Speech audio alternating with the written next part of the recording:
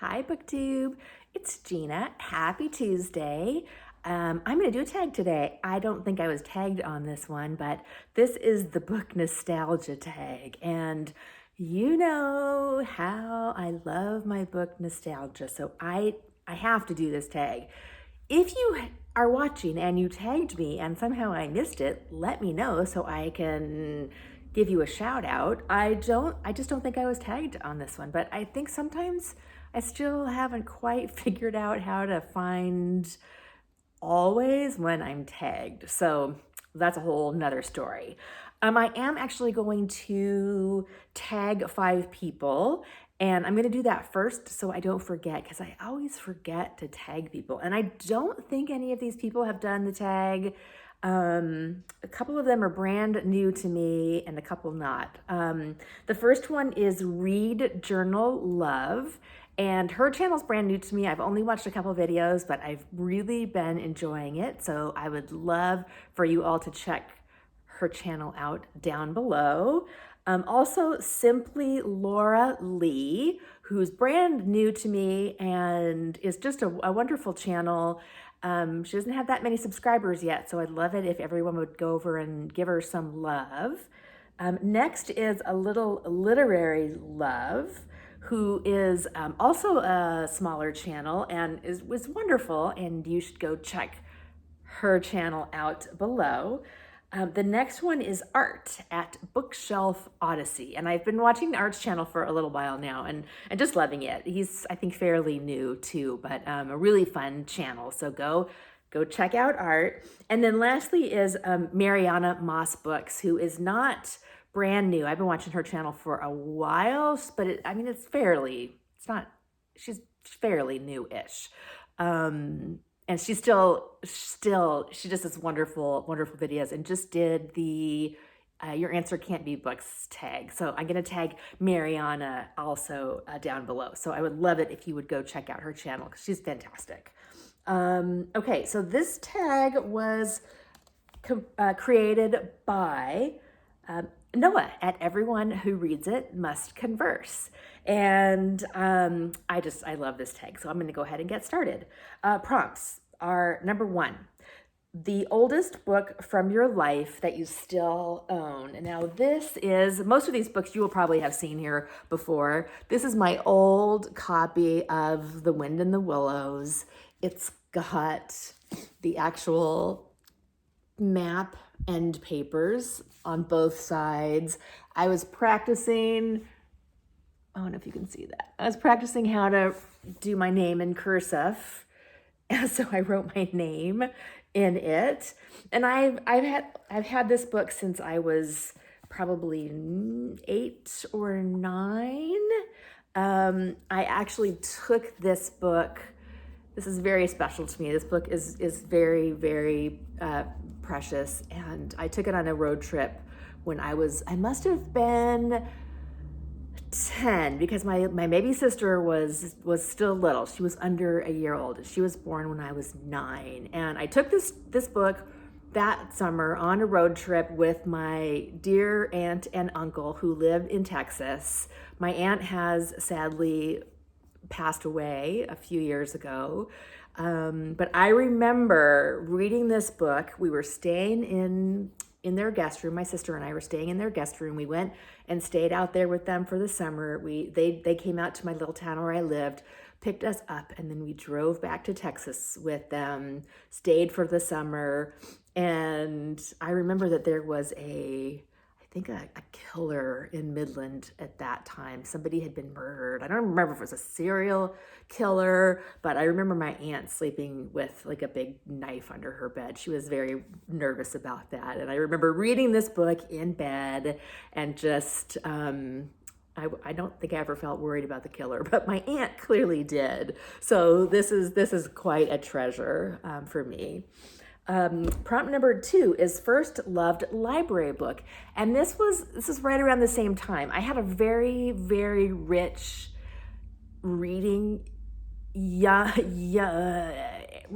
when I was in the 9, 10, 11 range. So a few of these books are going to pop up from there. So the First Loved Library Book was Betsy and Tacy. I remember, I think it might have been Betsy's Wedding, the first one that I actually checked out. I don't think I read the whole series at that point because the library that we had near us was a very small town in Northern California, which sadly has been pretty much destroyed by one of the fires this summer, and I haven't been back there in years, but it was Betsy and Tacy. And so I probably read a few of the books out of that series, but not in order because they didn't have them all. But I remember when one would come in, I'd be like very excited there was a new Betsy Tacy book. And I was probably about 8 at that time. A book given to you is prompt number 3. And this is from the same era. This is so much fun. This is Alice in Wonderland. And this actual copy, so my 5th or 6th grade play was Alice in Wonderland, and I was Alice. I always feel silly saying that and remembering this at 54 years old now, but this just brings back so many fun memories to me. So all of the people in the play signed the copy of the book and gave it to me. I've had this copy, of course, ever since then. I'm still good friends with my very good friend from this era of my life. We live nearby each other, funnily enough, in a different state from where we grew up. But this was signed then, of course, by our teacher, for Her Majesty Alice, remembering a superb job in Alice in Wonderland, May 1979. Which I just, that's so sweet to me. So this is also a very precious book to me. I love this one. Okay, prompt number, I talked so much about that one that my computer actually went to sleep. Okay, prompt number 4, a book recommended to you. And I am going to go with Love Saves the Day. This is a book that's recommended to me by a subscriber or commenter on my channel. I haven't had a lot of people actually recommend books to me. Because I haven't really been in, like most of the people I know don't really read. I have a good friend that lives nearby that does read, but she primarily reads nonfiction, and she's recommended some books, but I sadly have not picked them up. So I'm very excited that I'm now actually getting some comments with book suggestions. And so Love Saves the Day is one that I just recently heard about and read. It's a story of a family and the family cat, and it is partly told from the cat Prudence point of view, and it was very a very sweet story. I really enjoyed it a lot. Prompt number 5 is a buddy read text. I have 2 for this because I can't just have one. I've only done 2 buddy reads since I started my channel, and I have to say, if you haven't done a buddy read, it's a lot of fun. It's just like reading a book with a friend, which is exactly what it is. But this is my very first buddy read, which was with Sandy at Ms. Reads a Lot. This is While Justice Sleeps by Stacey Abrams. And sadly, this was, I didn't really like this book all that much. It was not a win for me. And then next, my second buddy read was The Priory of the Orange Tree, which I just recently read last month with Elle at Elle Thinks. So I've only done 2 buddy reads, but it is just a delightful, fun, and rewarding experience. I highly recommend it. You don't have to have a channel to do buddy reads. You can do them through Voxer. You could do them through a Zoom chat if you wanted to actually talk in person. So there's all kinds of options. You could do it on Instagram or on YouTube. So it's a lot of fun to do a buddy read. I highly recommend it. Prompt number 6 is books introduced in school. Did I forget to grab? I think I forgot to grab something for this. I'm going to skip that one for now and give it a thought. Prompt number 7 is genre fiction that inspires nostalgia. And this, I'm going to go, you guys have probably seen these books a bazillion times on my channel. I'm going with The Lord of the Rings. So this was a series that I read the same time period in my life. I was probably in 5th or 6th grade. So 1978, 1979, The Lord of the Rings. I love this book. This is actually the edition that I read. This is not the same actual copy. I wish I still had those. I don't. But this is the edition. I'm pretty sure I had them in a boxed set. I can't remember though. But this was just such an integral part of my reading experience as a child, and really starting to read more adult fiction. And this was just a great transition series for me. I loved it. I still love it. I reread it not every year, but every year or two or so. And they are so dear to my heart.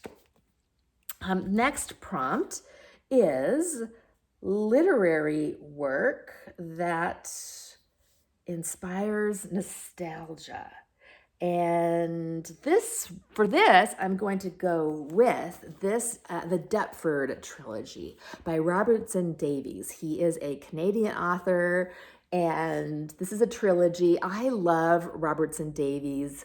This was a series I was reading with, it was one summer. It was probably in 1993-ish, early 90s. I don't remember exactly. I had some very, very dear friends that owned a boat, and we used to go out boating, and we were out for a weekend, staying on the boat, just hanging out, swimming and barbecuing and crabbing. I think it was wonderful. And I was reading these 3 books in a big bind up. So I remember just sitting on the boat and in the sun with my book, and it was just such a delight. And I love these books, and it actually started me on a bit of a Davies kick. They're up here. I don't think you can see them, but I've got a whole bunch of his hardbacks. I collected them for a while. I'm not really doing it anymore since I've kind of slowed down on reading him, but I still really love this. And I love these paperback editions. I think the covers are just so interesting. And let's see, where am I? Spiritual text that inspires nostalgia. And for that, I'm going to go with my Living Bible. I've showed you guys this one before. I am not a religious person at all anymore, but this same time frame in my life, we were a very religious family. We were going to church at a Southern Baptist church in the small town in Northern California that I lived in, and it was a wonderful experience. The church was very welcoming, lenient, non-dogmatic. We went to camp. We went to Vacation Bible School. It just felt like a family. It was a wonderful experience. And this Bible, my family gave to me on my 9th birthday. And I've read you this inscription before, but I had to read it again because this is so dear to me. This is to Gina, whom we all love very much, on your 9th birthday. Love from Mom, Dad, Julie, and your brand new sister, Chelsea. September 18th, 1976.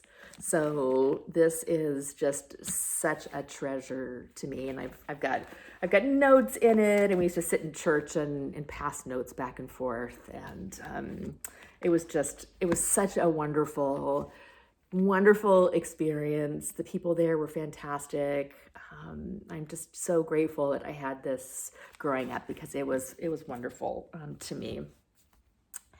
And that is it. I am to the end of the book nostalgia tag. I love this tag. I have such affection and emotion for so many of my books, and more so even, I think, now that I'm starting to talk about them with you, I'm finding that I'm building relationships with books in ways that I hadn't really done it before. And so I'm having a ball. Thank you to everyone for being here.